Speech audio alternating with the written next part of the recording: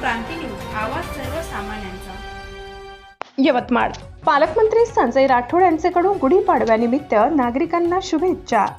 गुढीपाडव्याच्या मंगलमय पर्वावर आज गुरुवारी राज्याचे मृद व जलसंधारण मंत्री तथा यवतमाळचे पालकमंत्री संजय राठोड यांनी यवतमाळ येथील निवासस्थानी गुढी उभारून नागरिकांना सुख समृद्धी आणि निरामय आरोग्यासाठी शुभेच्छा दिल्या। हिंदू नववर्ष सर्वांच्या आयुष्यात आनंद, आरोग्य आणि भरभराट घेऊन येऊ अशी प्रार्थना मंत्री संजय राठोड यांनी यावेळी केली। या प्रसंगी पोहरादेवी येथील महंत श्री जितेंद्र महाराज, जिल्हा बँकेचे संचालक राजूदास जाधव यांच्यासह कुटुंबीय, कौटुंबिक स्नेही आदी उपस्थित होते। महाराष्ट्र क्रांती न्यूजसाठी यवतमाळ तालुका प्रतिनिधी प्रमोद मेटांगे।